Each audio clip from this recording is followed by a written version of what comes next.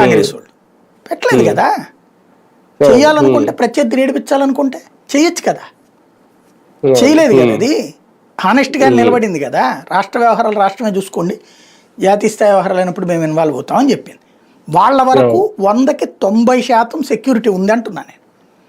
అదే కాంగ్రెస్ వస్తే రేపు దేశంలో ఉన్న బీజేపీ ఒకప్పుడు ఇందిరాగాంధీ ఏం చేసేది? ఎన్టీఆర్ని ఎవరు పీకేశారు? ఇందిరాగాంధీ కదా. ఏముంది అందులో? అవతలవాడికి ఉన్నది ఈడ్చిపెడితే 50 మంది ఎమ్మెల్యే లేరు, కానీ ఆయన బలం తగ్గిందని బీజే అవతల పడేసింది, గవర్నర్తో చేయించింది.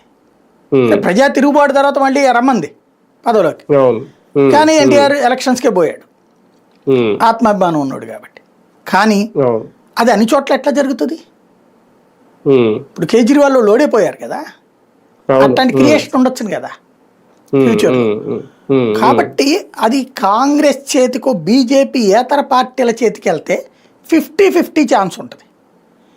50% నిజాయితీ ఉంటుంది, 50% మోసం ఉంటుంది. వ్యవస్థల్ని, రాజ్యాంగబద్ధ వ్యవస్థను దుర్వినియోగం చేయడం వాళ్ళకి తెలిసినంతగా మరి ఎవరికి తెలియదు. ఎన్నికల సంఘం గురించి ఇప్పుడు సొల్లి కబుర్లు చెప్తున్నారు కదా, వాళ్ళకి ఫేవర్గా పనిచేసిన ప్రతి ఎన్నికల సంఘం వాళ్ళకి తర్వాత పోస్టులు ఇచ్చిన వాళ్ళు వాళ్ళే. సుప్రీంకోర్టు జడ్జిగా లా కూడా చదవని వాళ్ళని పెడతారని మీకు తెలుసా? వాళ్ళు పెట్టారు. ఏకంగా చీఫ్ జస్టిస్